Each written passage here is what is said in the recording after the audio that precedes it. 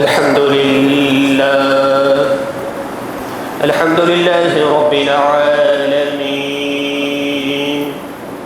والصلاة والسلام على سيد الأنبياء والمرسلين، وعلى آله الطيبين الطاهرين وأصحابه الأكرمين أجمعين، وعلى من أحبهم وتبعهم بإحسان إلى يوم الدين. أما بعد، فقد قال الله تبارك وتعالى في القرآن المجيد والفرقان الحميد: فأعوذ بالله من الشيطان الرجيم. بسم الله الرحمن الرحيم. لقد من الله على المؤمنين إذ بعث فيهم رسولا. صدق الله العظيم. وبلغنا رسوله النبي الأمين المتين الكريم، ونحن على ذلك لمن الشاهدين والشاكرين، والحمد لله رب العالمين. حاضرین مجلس، واجب الاحترام بزرگان ملت اسلامیہ، عزیز تمسین چھوٹے بھائیوں، ایسے ہی سوشل میڈیا کے ذریعے سے سماعت کرنے والے تمامی احباب، تمامی مستورات، مائیں بہنیں، السلام علیکم ورحمۃ اللہ وبرکاتہ۔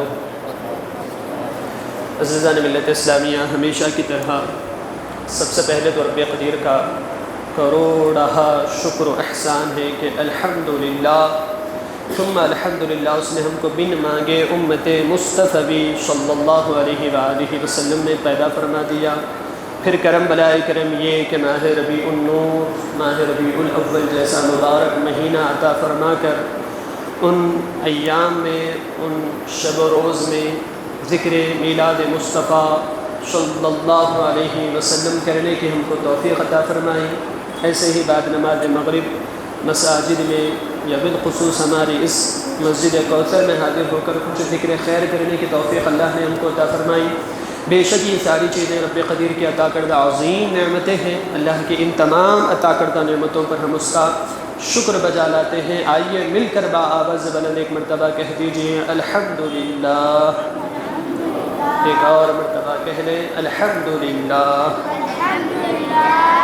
اب دیکھیں الحمدللہ، گزشتہ کل ہم نے میلاد النبی صلی اللہ علیہ وسلم کے کانسیپٹ کو سمجھنے کی کوشش کی تھی کہ میلاد کہتے کس کو، گرچہ ولادت کے معنوں میں آتا ہے میلاد یعنی پیدائش، لیکن ہم سنی، ہم اہل السنت والجماعہ جو محافل میلاد مصطفیٰ صلی اللہ علیہ وسلم کا انعقاد کرتے ہیں، اس کا کیا مطلب ہے وہ گزشتہ کل ہم نے کچھ سمجھنے کی کوشش کی تھی۔ اب مسئلہ یہ ہے کہ بعض مرتبہ دلائل کی حاجت نہیں ہوتی، الزامی جواب دینا پڑتا ہے۔ آپ قرآن کریم سے، احادیث صحیحہ سے جواب دیتے جائیں گے، وہ قیل و قال ادھر ادھر کی تعویلات کر کے بات کا انکار کرتے جائیں گے۔ اتمام حجت کے لیے بسا اوقات، یا یوں کہیے الزامی جواب دینے کے لیے بسا اوقات ان کے خود کے اپنے اکابرین کے حوالے پیش کرنا ضروری ہو جاتا ہے۔ ایسا اگر ہم کرتے ہیں تو وہ خاموشی اختیار کر لیتے ہیں۔ سیدھے سیدھے یہاں آپ کو یہ چیز سمجھ آ جائے گی کہ نبی پاک علیہ السلام کا اگر کلمہ پڑھے ہوئے ہیں، آقا کے فرامین ہم کو مل رہے ہیں، صحابہ کے اعمال ہم کو مل رہے ہیں، تابعین، تبع تابعین کے اقوال افعال ہم کو مل رہے ہیں، اس میں قیل و قال تعویلات کریں گے، لیکن اپنے اکابرین کی اگر کوئی بات آ جائے خاموشی اختیار کرتے ہیں۔ دیٹ مینس کہ نبی کا کلمہ پڑھے ہیں پتہ نہیں، اپنے اکابرین کا کلمہ پڑھے ہیں پتہ نہیں۔ بہرحال آج وہی ہم کوشش کریں گے، کچھ اکابرین کے کتابوں کے حوالے ہم نکال کر لائے ہیں۔ قرآن حدیث کے روشنی میں تو ہم گفتگو کریں گے ہی کریں گے، کر بھی رہے ہیں، کیے بھی ہیں، لیکن آج اتمام حجت کے لیے مخالفت کرنے والوں کو اپنے خود کی گھر کی کتابیں دکھانے کے لیے چند باتیں ان کے اپنے اکابرین اور چند باتیں اپنے اکابرین کی کتابوں سے ہم سمجھنے کی کوشش کریں گے۔ سب سے پہلے تو میلاد کا کانسیپٹ دوبارہ ہم سمجھا دینا چاہیں گے۔ 2 کتابوں کے حوالے ہمارے پاس موجود ہیں۔ سب سے پہلے تو حسن المقصد فی عمل المولد صلی اللہ علیہ وسلم، یہ حضرت امام جلال الدین السیوطی رحمۃ اللہ علیہ کی کتاب، اور ساتھ ہی ساتھ سبل الہدی والرشاد فی سیرت خیر العباد۔ یہ 2 کتابوں کے حوالے ریفرنسز ہمارے سامنے موجود ہیں۔ ممکن ہوا اگر ویڈیو ایڈٹ ہوگی تو اس میں یہ حوالے بھی ہم لگا دیں گے۔ ہوتا یہ ہے، یہ لوگ میلاد مصطفیٰ صلی اللہ علیہ وسلم کی مخالفت کرنے کے لیے عوام الناس کا جو عمل ہوتا ہے وہ پیش کر کے کہتے ہیں کہ دیکھو یہ تم لوگ ناچ گانا کر رہے ہو، یہ میلاد ہے، یہ دیکھو تم اختلاط مرد و زن کر رہے ہو، یہ تم گانے لگا رہے ہو، یہ تم ناچ رہے ہو، یہ میلاد ہے، یہ تم رزق کی بے حرمتی کر رہے ہو، یہ تم جھنڈوں کو نعوذ باللہ جو بالا اعتاق پر ہونا چاہیے تھا، کہیں بھی تو کس الفاظ سے، قدموں تلے لا رہے ہو، زمین پر اس کو یعنی پہنچا دے رہے ہو، یہ میلاد منا رہے ہو، تنزیہ طور پر یہ چیز کہتے ہیں، اور بھولے بھالے عوام اہل سنت کو یہ بتانے کی کوشش کرتے ہیں کہ دیکھو یہی ہے میلاد، معاذ اللہ معاذ اللہ ثم معاذ اللہ۔ تو ہم ان سے یہی عرض کرنا چاہیں گے، بچوں سے گزارش ہے تھوڑا سا خاموشی ہو جائے، آپ بڑے ہیں نا، آپ سمجھائیں، ٹھیک ہے؟ ایک مرتبہ سب مل کر درود پاک پڑھ لیجئے، اللہم صلی علی سیدنا و نبینا و مولانا محمد وعلی آلہ و اصحابہ افضل صلواتک بعد معلوماتک و بارک وسلم۔ ہم بس اتنا کہنا چاہیں گے کہ معمولات اہل سنت کو عوام اہل سنت سے جج مت کرو۔ ہوتا یہ ہے کہ عوام ہے، العوام کالانعام، خرافات تو کریں گے ہی، اب اس کا ترجمہ ہم نہیں بتا سکتے۔ عوام کا مسئلہ یہ ہے کہ ان کے اعمال کو دیکھ کر آپ حجت نہیں بنا سکتے کہ دیکھو یہ غلط ہے، ہم بھی غلط ہی کہتے ہیں۔ کب کسی سنی صحیح العقیدہ عالم دین نے ان خرافات کو صحیح کہہ دیا ہے؟ میلاد کو اگر سمجھنا ہے تو ہمارے اعمال کو جو کتابوں میں لکھے ہوئے ہیں، ہمارے علماء کے فرامین کو جو مساجد میں بیان کرتے ہیں، اس سے جج کرو۔ اگر وہ غلط ہے تو پھر ہم بھی میلاد منانا چھوڑ دیں گے۔ اب دیکھیں حضرت امام جلال الدین السیوطی رحمۃ اللہ علیہ اپنی کتاب حسن المقصد فی عمل المولد میں، اور ساتھ ہی ساتھ یہی روایت کو سبل الہدی والرشاد فی سیرت خیر العباد میں بیان کیا گیا ہے کہ میلاد ہے کیا۔ اب عربی عبارت پڑھنے کا چونکہ وقت نہیں ہوتا ہے، اختصاری طور پر ترجمہ آپ لوگ سن لیجئے۔ بیان کرتے ہیں ہمارے شیخ نے اپنے فتاووں میں لکھا ہے، کون؟ امام جلال الدین السیوطی رحمۃ اللہ علیہ اب یہ بیان کر رہے ہیں میلاد کہتے کس کو ہیں، میلاد النبی صلی اللہ علیہ وسلم کے منانے کا مطلب کیا ہے۔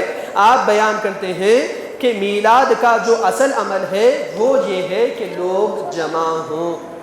الحمدللہ ہم جمع ہوئے ہیں، قرآن کریم میں سے جو آسانی سے ہو سکے وہ پڑھیں۔ ہماری محفلوں کا آغاز قرآن کریم سے ہی ہوتا ہے۔ جیسے ہمارے اکابرین نے محافل میلاد کی شکل بیان کی ہے، ویسے ہی الحمدللہ ہمارے یہاں میلاد منایا جاتا ہے۔ فرسٹ آف آل تو کہہ رہے ہیں کہ سب سے پہلے لوگ جمع ہوں، الحمدللہ ہم جمع ہوتے ہیں، مساجد میں جمع ہوتے ہیں۔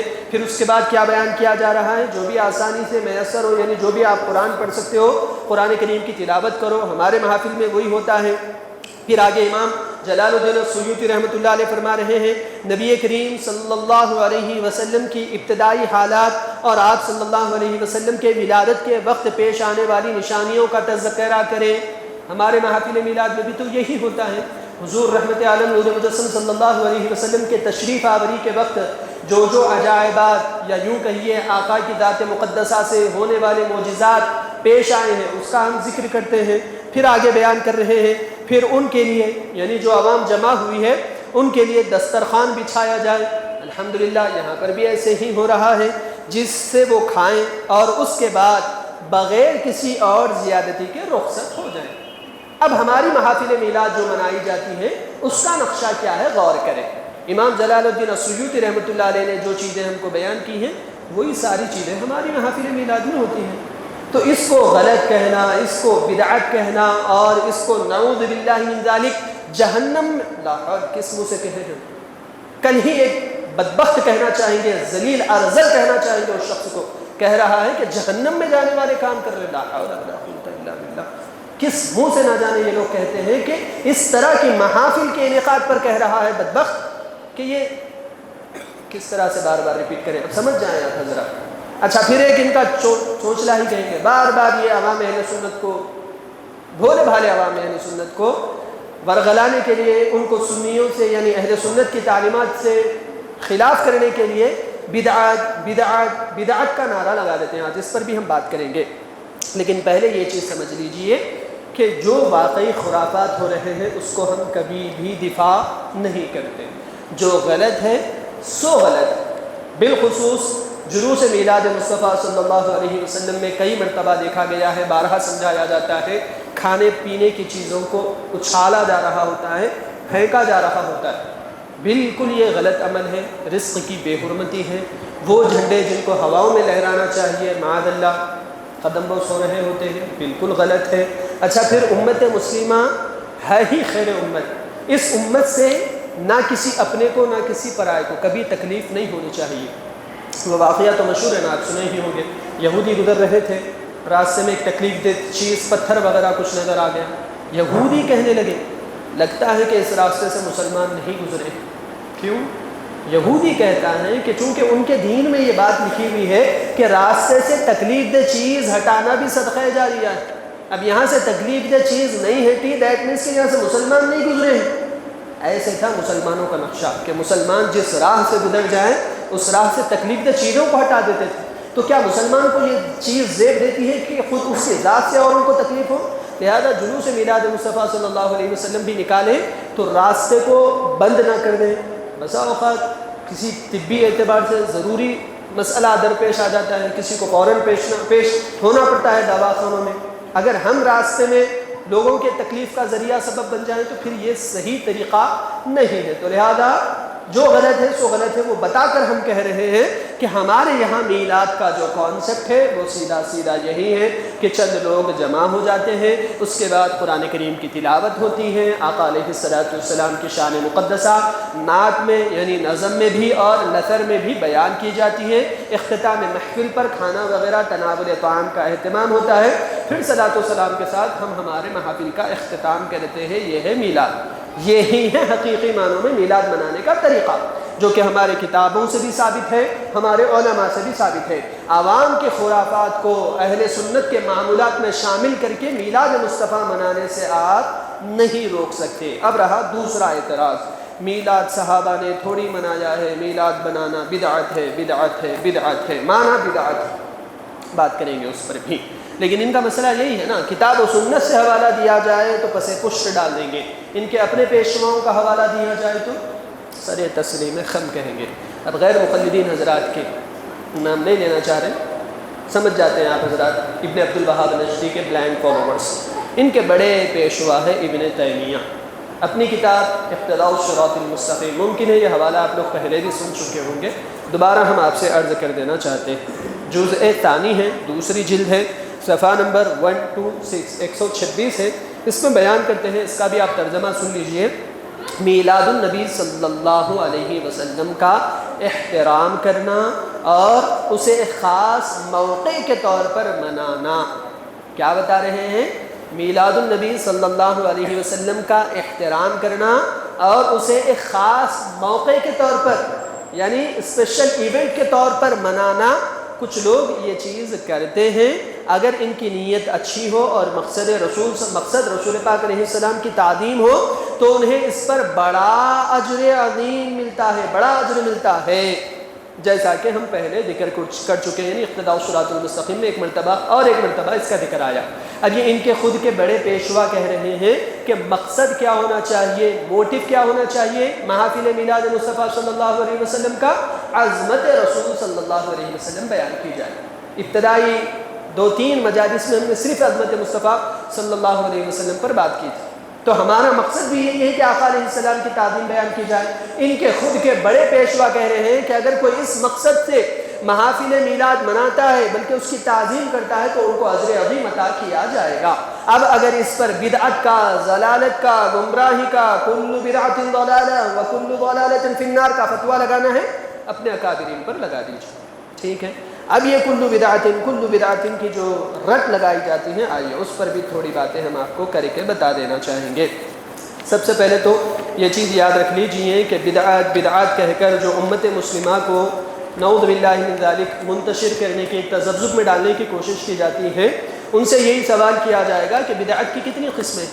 سیدھی سی بات ہے، بدعت کی 2 قسمیں ماننا ہی پڑے گا، چونکہ وہ بھی پھر بچ نہیں پائیں گے۔ یہ بھی تو ختم بخاری شریف کا جلسہ مناتے ہیں، یہ حضرات بھی اردو میں جمعہ میں تقریر کر رہے ہوتے ہیں، یہ حضرات بھی جلدوں میں کتابوں کو تقسیم کرتے ہیں، یہ حضرات بھی اعراب کے قرآن پڑھتے ہیں۔ یہ ساری چیزیں کیا ہیں؟ کیا دور رسالت میں آپ صلی اللہ علیہ وسلم میں تھی؟ نہیں تھی۔ بیسک سا کانسیپٹ ہے، سوشل میڈیا کے دور نے چیزوں کو اور آسان کر دیا ہے۔ یہ موٹی موٹی باتیں ہیں۔ نبی پاک علیہ السلام کے دور میں جو نہیں تھا وہ سب کا سب اگر جہنم میں لے جانے والا ہے، تو یہ ساری چیزیں بھی نہیں تھی پیارے آقا کے دور میں۔ تو یہ چیزوں پر تو آپ کا خود کا بھی عمل ہے، لہذا آپ خود بھی بدعتی ہوئے، آپ خود بھی ضال گمراہ ہوئے، آپ خود بھی جہنمی ہوئے۔ لیکن اپنی ذات کی بات آئے تو فتویٰ الگ، ہم غریبوں کی بات آئے تو فتویٰ الگ۔ لیکن اب یہاں یہ یاد رکھیں، بدعت کی کتنی قسمیں ہیں؟ اگرچہ بہت ہیں، لیکن بدعت کی 2 قسمیں، ایک ہے بدعت حسنہ، ایک ہے بدعت سیئہ۔ نام تو ممکن ہے یاد نہیں رہے گا، لیکن بڑے حضرات کو یاد رہے گا، یاد رکھ سکتے ہیں تو رکھ لیں۔ بدعت کی کتنی قسمیں ہیں؟ ایک ہے بدعت حسنہ، دوسری ہے بدعت سیئہ۔ ٹھیک ہے، اب ایک اور چیز ہم آپ کو بتانے لگے ہیں، اب عبارت پڑھ کر بتائیں گے۔ سبل الہدی والرشاد فی سیرت خیر البلاد صلی اللہ علیہ وسلم، یہ بات اس کتاب سے ہی چند ان کے ان کے اکابرین کے اقوال آپ کے سامنے بیان کرنے لگے۔ چونکہ قرآن حدیث سے بات کی جائے تو یہ لوگ قبول نہیں کرتے، قیل و قال تعویلات کرتے ہیں۔ ان کے خود کے اکابرین اور ساتھ میں ہمارے اکابرین کی بھی اگر روایتیں بیان کی جائیں تو ممکن ہے کہ قبول کر لیں۔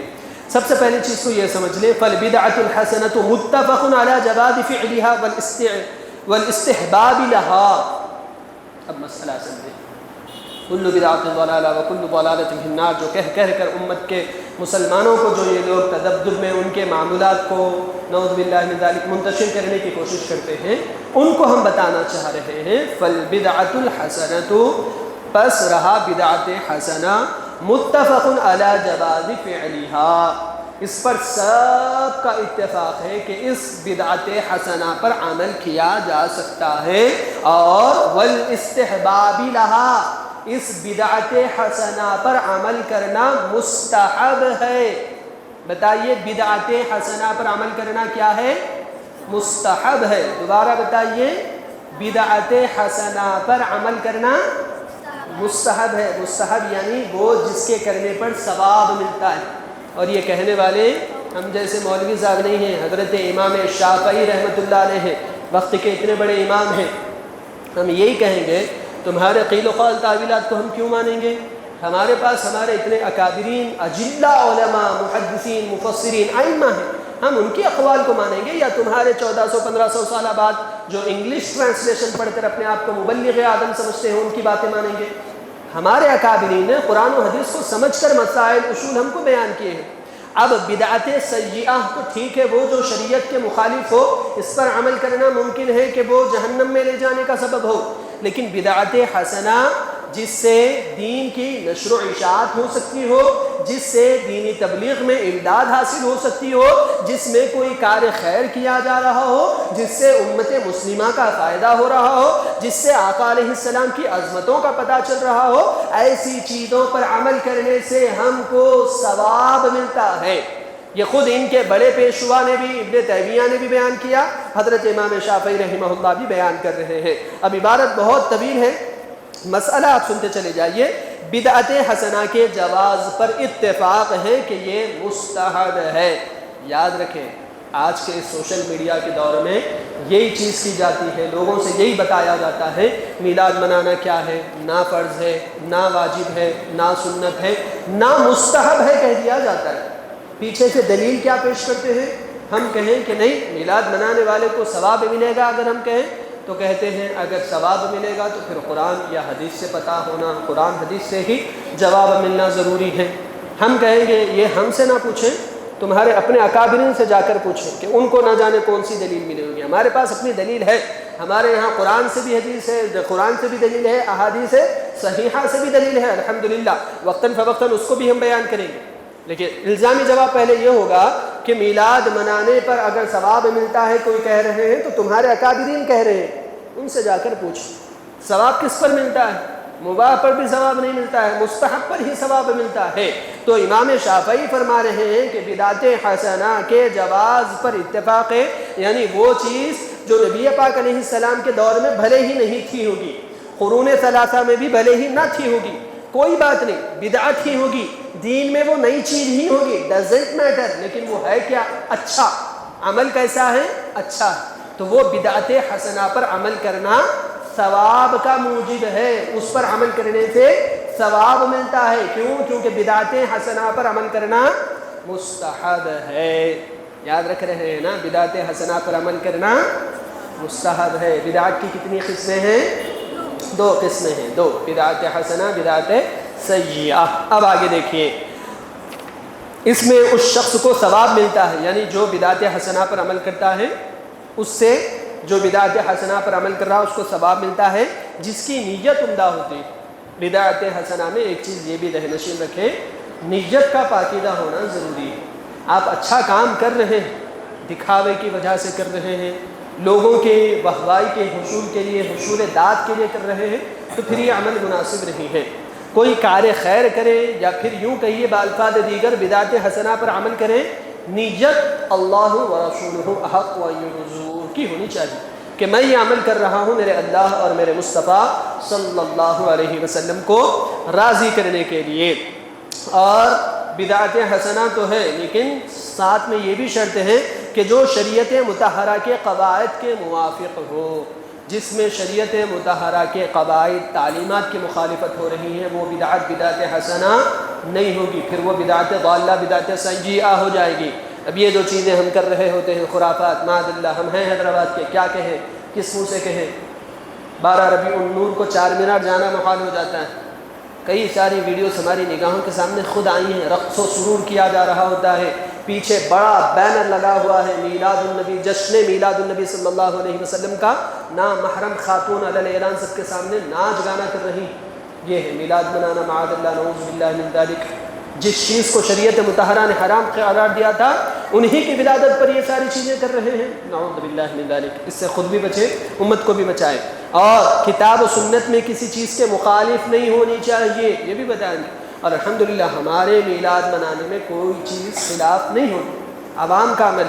اگر عوام کے عمل کو معمولات اہل سنت میں شامل کرنے کی اتنی ہی خواہش ہے تو جاؤ، تمہارے جہاں محافل ہوتے ہیں وہاں ہماری نگاہوں کے سامنے بھی کئی ایسی ویڈیوز آئی ہیں، تمہارے نام لیوا، تمہارے اکابرین کے نام لیوا ناچ گانا کر رہے ہیں۔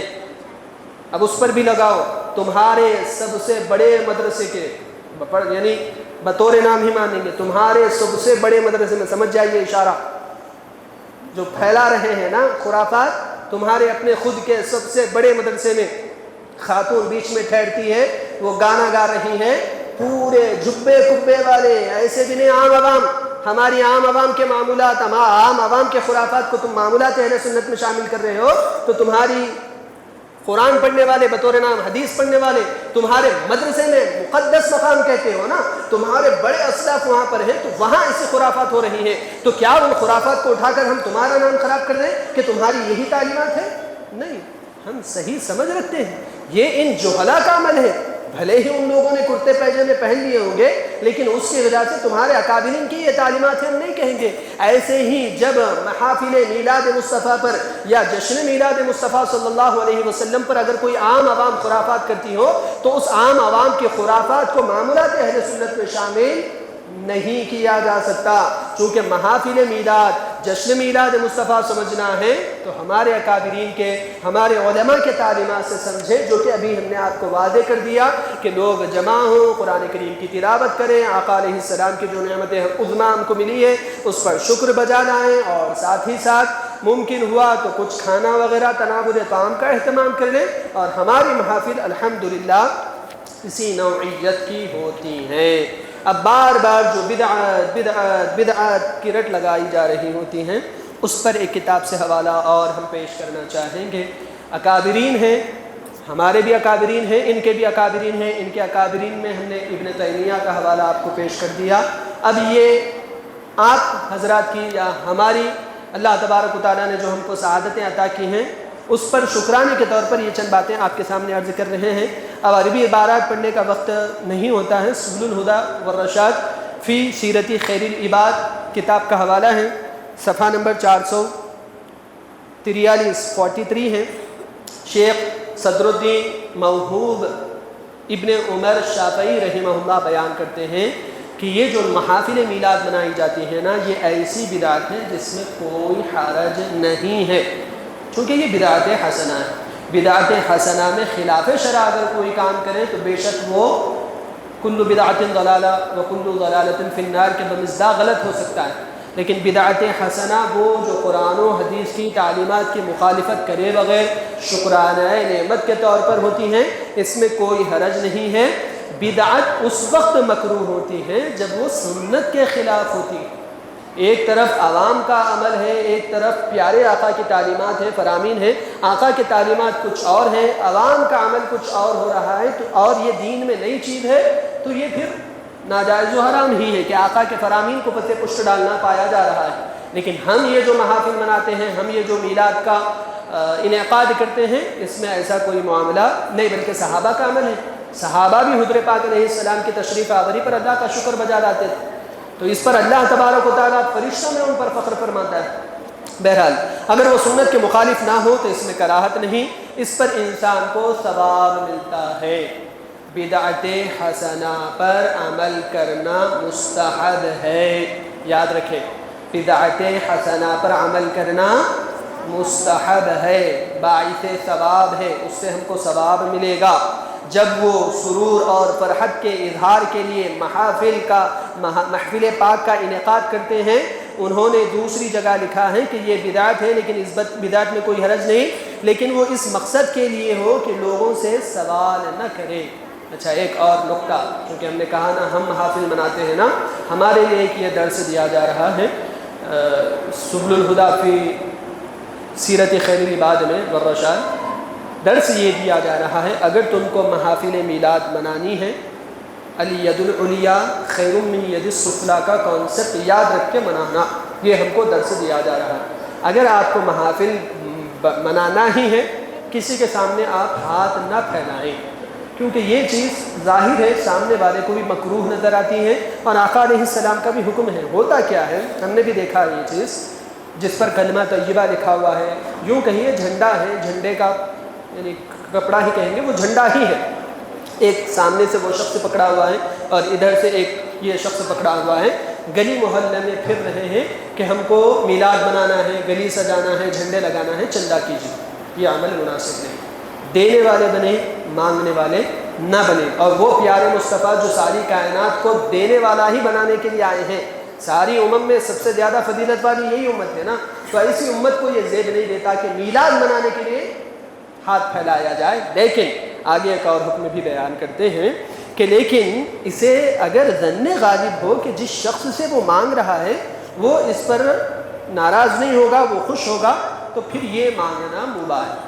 یہ ایک غور کر لیا جائے، گلی محلے میں پھر کر لوگوں سے نہ مانگا جائے، جیسے الحمدللہ ہمارے اس مسجد کوثر میں ذمہ داران حضرات مل کر کچھ حضرات انتظام کر لے رہے ہیں، ویلڈن فبیہا بہت ہی احسن انداز میں یہاں محافل میلاد منائی جا رہی ہیں۔ قابل تعریف ہیں ہمارے اس محلے کے رہنے والے حضرات گولکنڈے کے، اور ساتھ ہی ساتھ ذمہ داران حضرات بالخصوص عتیق صاحب جنہوں نے ہم کو یاد کیا، سب قابل مبارکباد، چونکہ حقیقی معنوں میں جو میلاد کا کانسیپٹ ہے وہ ساری چیزیں یہاں آپ کو نظر آتی ہیں۔ ابتدا قرآن کریم سے ہوتی ہے، پیارے آقا کی شان و عظمت بیان کی جاتی ہے، پھر اس کے بعد یہ مختصر سی تعلیمات آپ کے سامنے پیش کی جاتے ہیں، صلاۃ و سلام، پھر تناول طعام کے ساتھ ہماری محافل کا اختتام ہوتا ہے۔ حضرت ابو الخیر سخاوی رحمہ اللہ بیان کرتے ہیں میلاد پاک کا عمل 3 صدی کے اسلاف صالحہ سے شروع ہوا، یعنی 4 صدی سے یہ شروع ہوا ہے، قرون ثلاثہ میں یہ عمل نہیں تھا۔ اگرچہ ہمارے یہاں دلائل موجود ہیں، لیکن چونکہ فریق مخالف اس کا انکار کرتا ہے، صحابہ بھی محافل میلاد منائے ہیں، لیکن اگر کوئی ولو بالفرض یہ کہنا چاہے کہ جس طرح سے تم اہتمام کے ساتھ کر رہے ہو یہ قرون ثلاثہ میں نہیں تھا، تو ہم بھی اگری کرتے ہیں، نہیں تھا، کوئی حرج نہیں، بدعت ہوگی، بدعت حسنہ ہے، اور وہ بدعت حسنہ پر عمل کرنا مستحب ہے۔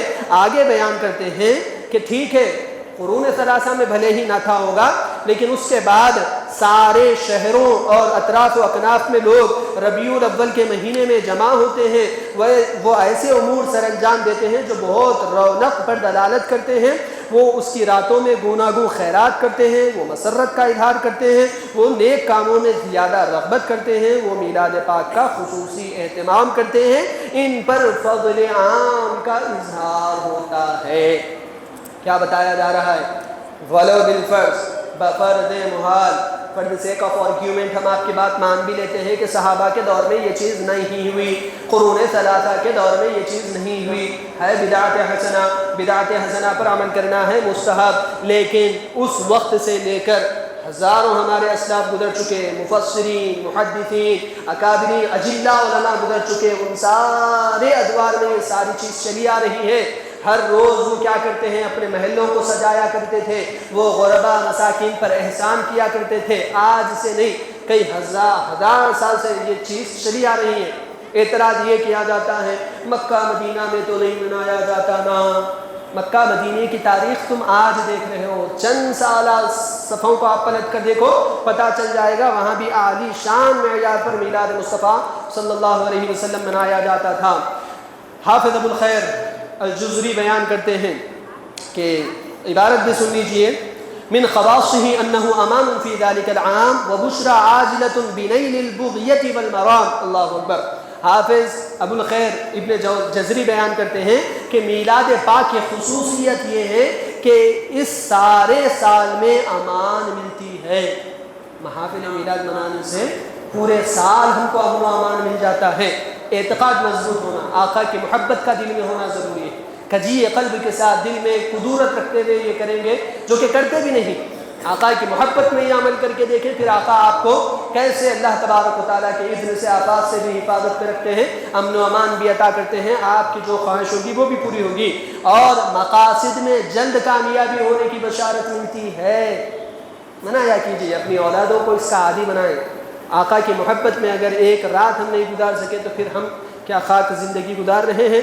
باقی آج کے لیے کافی ہیں، اور بھی بہت سے فضائل ہیں میلاد منانے کے، پھر کبھی انشاءاللہ العزیز ہم اس پر گفتگو کرنے کی کوشش کریں گے۔ بالآخر رب قدیر کی بارگاہ میں دعا ہے کہ پروردگار عالم ہمیں کہنے سننے سے زیادہ عمل کرنے کی توفیق عطا فرما دے۔ کہنے سننے میں کچھ غلطی، کوتاہی، سستی کاہلی ہو چکی ہیں تو اسے اپنے اور اپنے حبیب پاک علیہ الصلوۃ والسلام کے تصدق سے معاف فرما دے۔ آمین بجاہ طہ و یاسین والحمد للہ رب العالمین۔ چند سوالات ہمیشہ کی طرح آپ سبھی طلباء سے پوچھنا چاہیں گے، یعنی آپ سبھی احباب سے۔ سب سے پہلے تو یہی بتا دیجئے کہ بدعت کی کتنی قسمیں ہیں؟ بیٹھ جائیے، آپ پورے بیٹھ جائیے، جن کو جواب دینے کے لیے کہا جائے گا وہی جواب دینا۔ آپ لوگ پورے بیٹھ جائیے، پہلے بیٹھ جائیے، پورے بیٹھ جائیے، تاکہ میں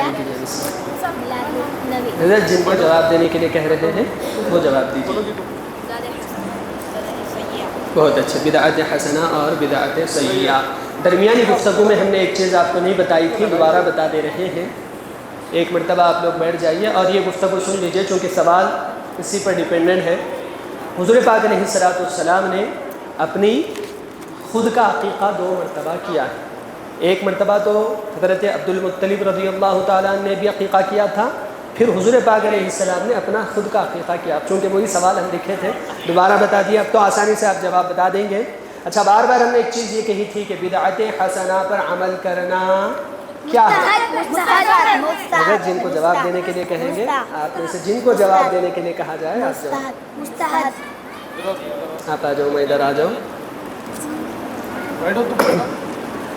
اچھا، یہ سوال تو بہت آپ لوگ آسانی سے دے رہے ہیں۔ ایک بیچ میں ہم نے ایک ٹف سوال یہ کیا تھا، میلاد النبی صلی اللہ علیہ وسلم منانے سے کیا ہوتا ہے؟ جسٹ ابھی تھوڑی دیر پہلے ہم نے یہ بات بتائی ہے، میلاد منانے سے کیا ہوتا ہے؟ کس کو جواب دینے کے لیے کہیں؟ چلو ماں بولو۔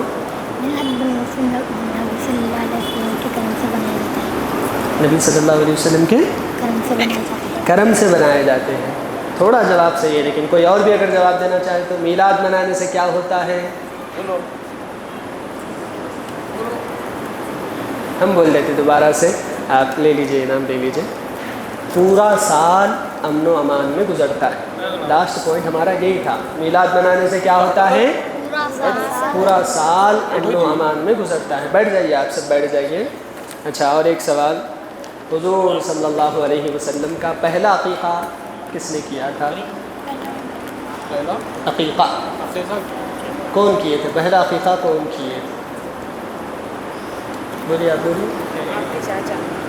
چاچا نے. کیا نام تھا دادا کا؟ حضرت عبد المطلب رضی اللہ عنہ. درست ہے جواب. اچھا حضور صلی اللہ علیہ وسلم کا پھر عقیقہ ہوا کتنی مرتبہ ہے؟ بیٹھ جائیے آپ تو پورے بیٹھ جائیے. جو بھی جواب دے رہے ہیں کون کون کیے تھے پورا جواب دینا چاہیے. رک جائیے.